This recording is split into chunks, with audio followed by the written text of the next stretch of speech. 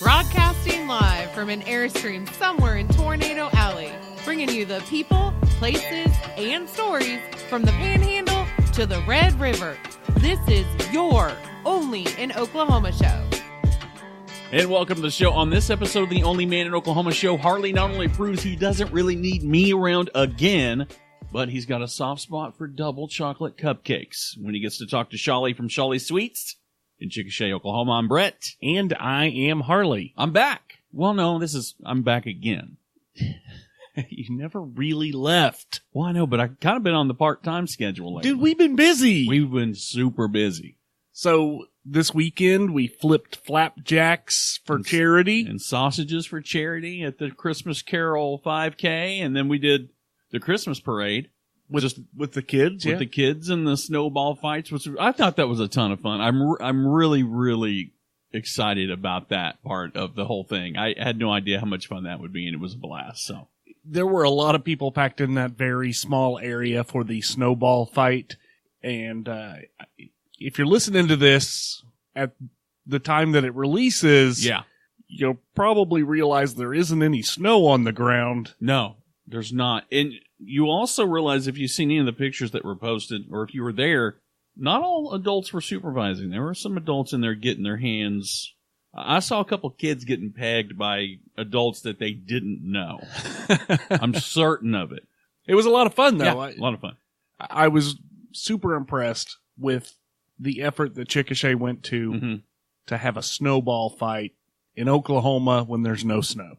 Yeah, and I tried to get as many pictures as I could. I got a really good picture of the Christmas tree, but low lighting situations with an iPhone, I haven't perfected it yet. So I've, kind of keeping some of those pictures and deciding what I'm going to post. Well, since this is pretty much all Chickasha show, let's go over some Chickasha facts. Some fun facts about Chickasha? Absolutely. Okay, so the first fact that I found the most interesting and kind of, I don't know, not weird, that Chickasha is a Choctaw word. Meaning what? I don't know. I'm kind of scared what you're going to say Chickasha means in Choctaw. It means Chickasaw. The Chickasaws own Oklahoma. Okay. There's just no way around it. They own Oklahoma. That wasn't a very good payoff. Chickasha means Chickasaw? Yeah. Okay. Kind of feels like, it really feels kind of cheap, but that's it. Yeah. Well, I think something a little bit more interesting, kind of the birth of Chickasha. Something with a little bit more of a historical. It was founded in 1892 with the arrival of the Chicago, Rock Island, and Pacific Railways. Which makes sense, but it seems like all routes through Oklahoma, if you're a town that's not next to a railroad track, I don't know how you got here, because it seems like the railroad pretty much built the whole state. Built the state. Yeah, it kind of seems like it.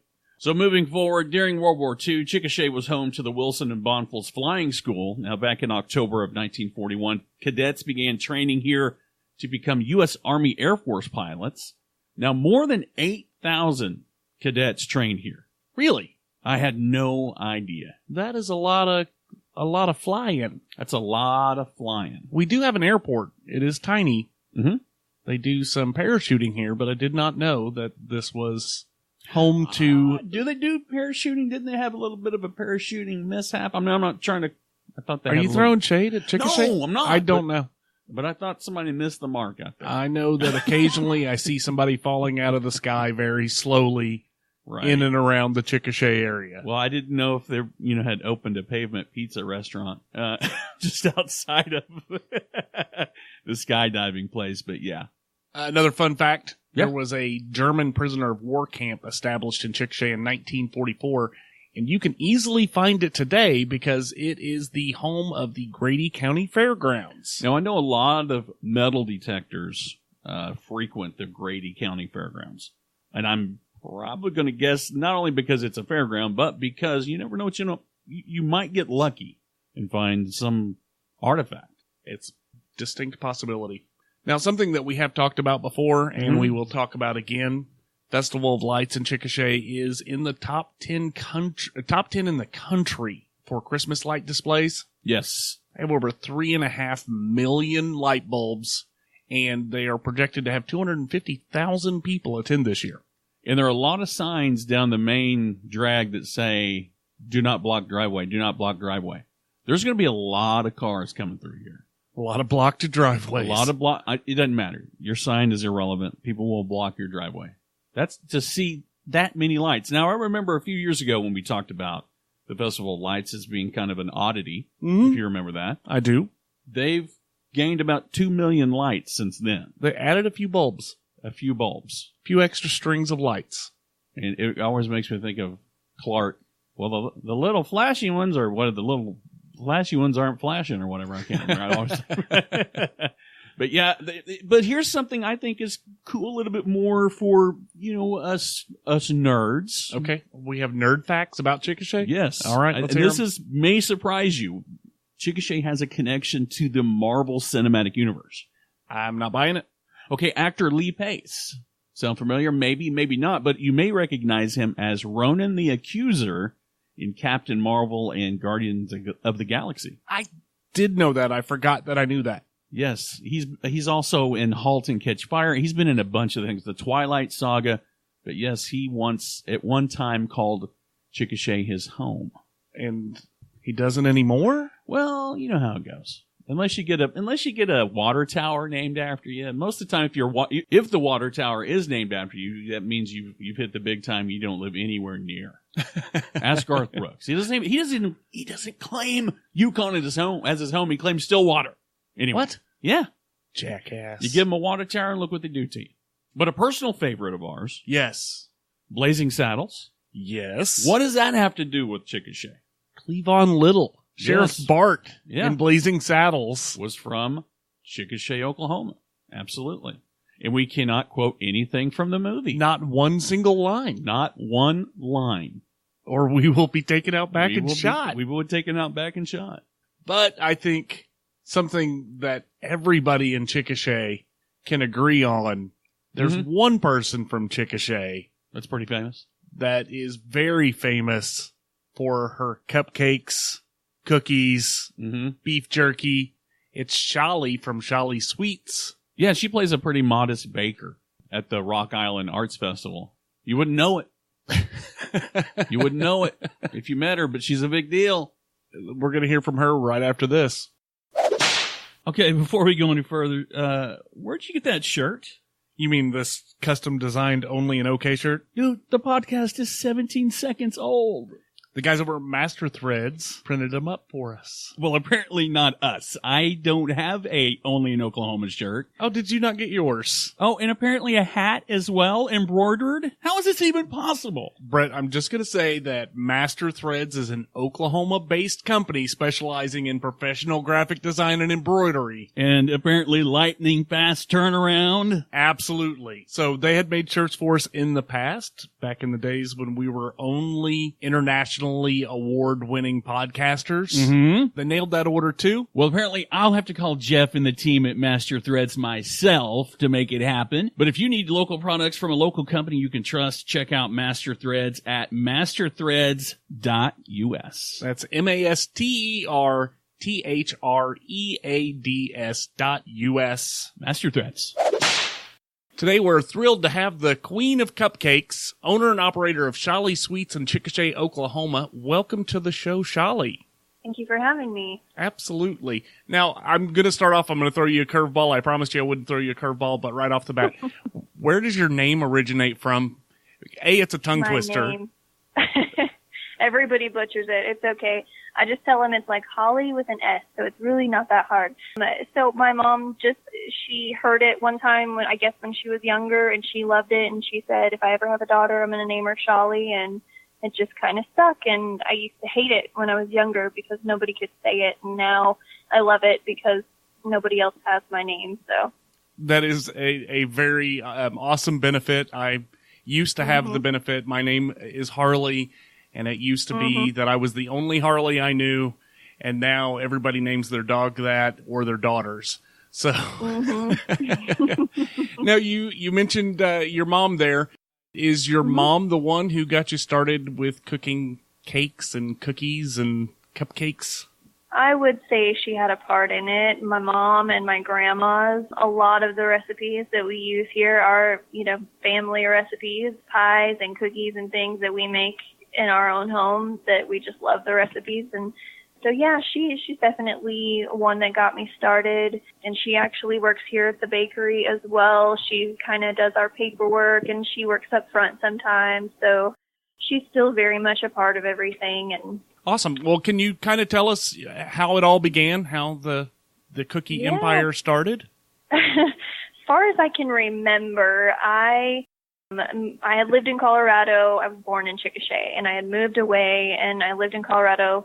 I had just moved back to Oklahoma, and I was pregnant with my daughter. I didn't want to get a job because I knew, I was going to have a baby. I was going to have to do maternity leave. So I just, I realized that at the time, the cottage law was passed, the Home Bakery Act, and so you could bake from home to make some extra money. So I was like, all right, I'm going to just do this to kind of get me through. So I started baking. In fact, Pamela at Grand Care Pharmacy is probably my longest customer. She's been with me from the start, and she would use me to do all of her marketing. I remember my daughter was born December 21st, and I was driving to the hospital delivering cookie trays on the way of Christmas goodies and stuff. So that's probably how I got started, and just, realized that I loved it. I love to make stuff look pretty and make people happy with what I make. And in April of that following year, I actually went to culinary school and got my associates in culinary art. Then I realized that pastry really was my passion, and I went back and I was then certified in pastry art. So just kind of went from there. I worked in several different kitchens. I think my favorite all-time job was the Skirvin Hilton in downtown Oklahoma City. Just got to use all the skills that I learned in school, and that was my dream job. After I had been there about a year, my daughter was 3 at the time, and, we knew that she was having some health issues, and she was actually diagnosed with something called Rett syndrome. Oh. And and it's okay. She's the sweetest and most beautiful little girl you'll ever meet. So, but I will say that if you do have a minute to Google Rett syndrome, it's actually very interesting. It's on track to be one of the first cured diseases. So, you might see here at the bakery or my personal, Facebook page, we do a lot of fundraising for Rett syndrome, and they've actually been able to reverse that in mice. So, there's a lot of hope. And they say that a cure for Rett syndrome is a cure for Alzheimer's and Parkinson's and all those other types of diseases. So it's very interesting, but that's another story. But so when we got that diagnosis, I realized that I needed to be available for her. And so I quit my job at the Skirvin, and I just started making cakes from home again. And I had several people that were so generous that, I had some people that would just come up to me and say, here's $100 whenever you get time, just make me a couple cakes. They just really wanted to help me succeed. And so I've been just really extremely blessed by just amazing people in my life to help me get it off the ground. It grew little by little like that. I started from home, and I was just making cakes.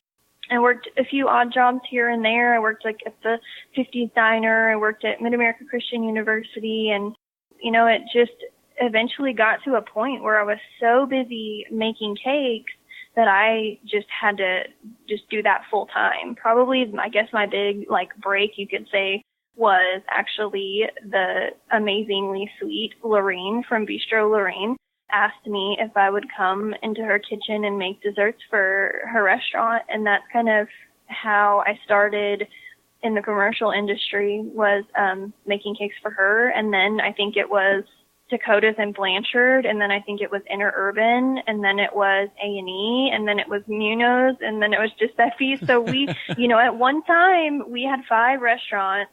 We're down to 3 at the time. We're always looking to add more restaurants where we can, promote local and fresh. Yeah, once I started getting the restaurants that wanted my cakes, I realized then that I had to have a commercial kitchen.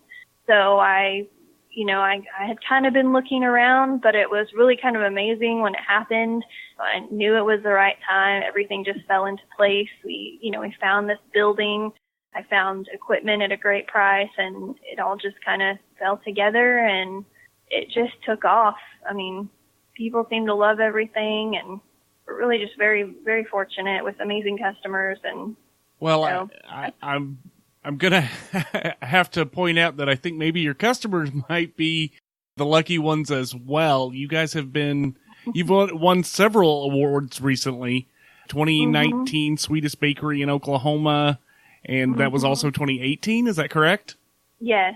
Our bakery supplier, Dawn, puts on this competition every year, and they supply many, many bakeries in the Oklahoma and in the United States. And I know we beat out some bigger named bakeries, I won't say, but I was very proud of us. And our customers are actually the ones who voted us as number one 2 years in a row. So again, there's so much support, and it's such a great community. So I agree 100%. So yeah.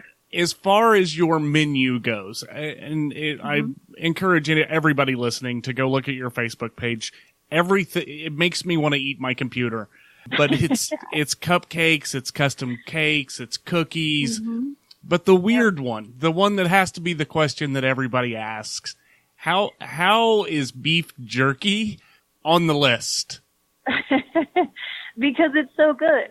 No, that's another one of those things that I just started making it at home, and it just kind of took off. I, worked on the recipe, perfected it over the years. And when I opened up the bakery, I knew that, my brother really was the one that was like, "You're going to sell your jerky, right?" And I was like, "Well, I hadn't planned on it. It's a bakery." And he was like, "You have to sell your jerky in there, And so it just kind of another one of those things that just kind of fell into place. And I'm really glad that we did it because it's a good product. It's really, really good jerky. I'm glad that other people have got to try it and to love it as well. So it's amazing. Absolutely amazing. My youngest daughter is addicted to your beef jerky, which I'm thinking that the recipe includes some sort of drugs. I'm just going out on a limb here, but it is amazing. As far as the restaurants and such, you do supply, you said, to several restaurants around town, but you also do something a little bit different. You supply all of the sweets for the Chickasha Festival of Light. Yes, we do. This is I'm trying to remember if it's our third or our fourth year. That's really bad. It's at least our third year doing it. So, Interurban has the concession stand out there, and they are just an absolutely amazing customer. They just support us in everything. And I guess it's been 3 or 4 years ago, they asked us if we would make, that's bad, I should know. They asked us, would we make cinnamon rolls for the Festival of Light? And we're like, of course, So we kind of had no idea what we were getting into, but it is a huge undertaking, and we're just really just very thankful to be a part of it because it's, it's huge for our community. Absolutely. Yeah, it's amazing. So we actually are extremely busy in the month of December, and we kind of have to limit the amount of custom cakes and decorated cakes that we do in December. So the closer it gets to Christmas, the busier the Festival of Light gets. And on the week of Christmas, they typically order around 1,000 cinnamon rolls a day and over 1,000 cookies a day. And so it is a very, very busy time, and we're really thankful to be a part of that event. Again, I'm going to say that we're thankful that you're part of that event. I've had more than my fair share of cookies and cinnamon rolls at the Festival of Lights, and they are amazing. I'm just going to have to recommend that everybody stop in, get out of your car. I know it's fun to drive through, but you got to get out of your car to get the cinnamon rolls. I'm just saying. Yes, and go ice skating, and there are all kinds of stuff. They have food trucks. Yes, it's a blast. Good time. Absolutely. So we just missed Thanksgiving, but Christmas season is coming up now. You did have a program where you were baking Thanksgiving dinner, but again, yes. that's gone. It's no longer available. Yeah. But what do you have coming up for Christmas? It is that time of year. Yes, we did. We did already do Thanksgiving. We cooked meals for about 200 people, and we will do it again next year, as far as I know. So that's something to look forward to. But in Christmas, probably the week of Christmas, we will be offering. I know, like, there's these really popular man crates, and so we kind of have our version of a man crate with beef jerky and cookies, and everything is, baked fresh. So we'll have those available close to Christmas. We also have a really cute thing we do. It's called a Santa bundle, and that is going to be a half dozen of your cookies for Santa and a half dozen cinnamon rolls to bake in the oven fresh Christmas morning. I believe that is 20. I don't have my price list. I should have it. I believe that's 20 for the Santa bundle, and you can pick them up on Christmas Eve. We will be open just a few hours that morning just to pick up those special orders. So we'll be posting all the information on our Facebook page soon. And that's also a really good place to see all of the specials. We post everything that we have in here every day, and menus and things like that are on there. And most of your items are by special order. So if you're wanting something for this time of year, I would say now is better than later. Is that a good guess? Yeah, definitely. Yeah, and we do. I mean, we always have stuff you can come in and grab. We always have our grab-and-go cakes. We have cookies that are baked fresh every single day. We have cupcakes that are baked fresh. We have brownies that we pretty much bake fresh every single day. Turnovers, cannolis. We have all of those things in the store that you can walk in and grab anytime. But if you want a custom cake, or say if you want to make sure to get one of those bundles for Christmas, or a pie or a cheesecake or something like that, you can call us typically within a week and we can get that done. And then with the custom decorated cakes, we do those as well. That's definitely a huge part of our business. We do weddings, birthdays, all kinds of events, and those book up about 2 weeks to a month in advance. So like right now, we're actually almost completely booked up for the rest of the year. So we're kind of really limited on the custom decorated cakes. We're doing a ton of other stuff. We have breads, we have pumpkin rolls and things like that you can always order that type of stuff this year. I think we're also going to order or offer a assorted cookie platter, for the holidays. So those types of things we'll be posting, and definitely you want to pre-order those ahead of time. Well, you've officially ruined my diet. So that's what we do. If people are interested in placing an order or finding out more about your shop, what's the best way for people to reach you? Probably Facebook. We try to check our messages daily on there. Also, our phone number is just, a good way to give us a call and see what we have, and it's 405-274-1982, and you can even text us on that number, so that's a good way. We are working on a website. We hope to have that up and going by beginning of 2020 so that people can jump on there and even place orders for custom cakes and things like that. But for now, message, text, or call is the best way to get a hold of us. Perfect. Well, Shollie, I really want to thank you for coming on the show. I know you're super busy this time of year, so I appreciate you taking the time out to talk to us. Yeah, thank you so much for having me. I really appreciate it. All right, round 2 of Harley solo interviews. You nailed it. I'm going to go off my interaction with her first. Okay. Super sweet, no pun and pun intended. How much of Shollie's sweets? I haven't had enough. Okay. Obviously, I'm round enough to say that you have a round number of times that you've tried Shollie sweets. But everybody, she's so down to earth. She really is. And I don't feel like she gives herself enough credit. And maybe that's a good thing. She hasn't completely sold out yet.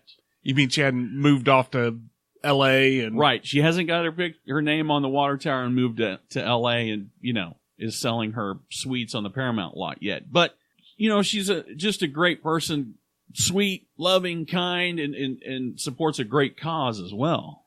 Yeah, I do want to get to that. Yeah. I do want to talk about Rett syndrome, but I really want to emphasize, if you have a need for baked goods, yes, and you have the time to schedule it through her, I don't think you can go wrong. it's worth the drive. It's worth the time. I mean, everything she hit. Beef jerky. Seriously? Find me a bakery that has a rock solid beef jerky, and I will tell you that you're lying and that you probably stole it from Shollie. Okay, so I did say during the interview that we were going to talk about Rett syndrome. Yes. I do want to keep that promise, and we do have some facts. Well, we also have some information about how you can help. Right. I think that's more important. So what is Rett syndrome? It is a rare genetic neurological disorder that occurs almost exclusively in girls and leads to some rather severe impairments affecting nearly 100% of the child's life. Now, I kind of did a little bit of research too after you told me about it. 1 in every 10,000 female births are affected. Now, this is worldwide. That number is that's a pretty substantial effect. So what I gathered from this is, imagine if you had a child that was experiencing cerebral palsy, Parkinson's, autism, anxiety, all of these things rolled into one. Yeah. And that's what you would get with Rett syndrome. It sounds, devastating and horrible, but apparently there is a possible cure. Yes. Shollie did mention that. So there's definitely hope on the horizon. Absolutely. So if you want more information about this, or if you want to if you want to financially assist the research, the best place to get started is rettssyndrome.org, and that's RETTSYNDROME. Yes. .org, and I'll put a link in the show notes as well. But it really seems like a worthwhile charity that has some real hope of being resolved. Right. And I was kind of doing some more research. You can also go to reverseret.org to learn more about recent breakthroughs in research and even links to donate to the charity as well, because it's one of the rarest neurological disorders in the sense that they've been able, through testing, to actually reverse the symptoms.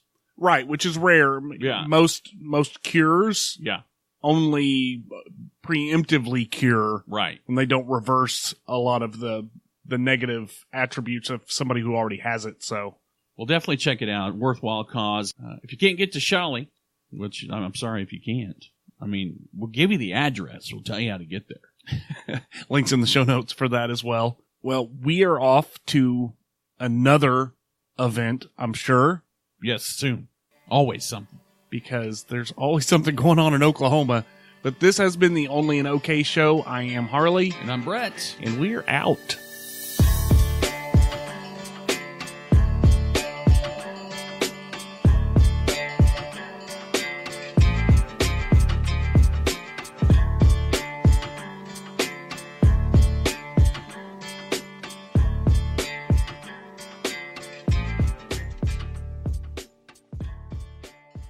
Surprise, surprise, surprise. So are we reopening with the Lip Smacks. Are those candy cigarettes? Where did you get those?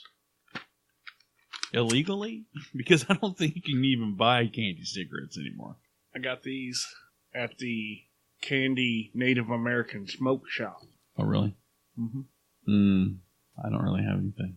I was trying to think of something, but... Did you really? Where'd you get those? I don't know. Because I thought they did away with those.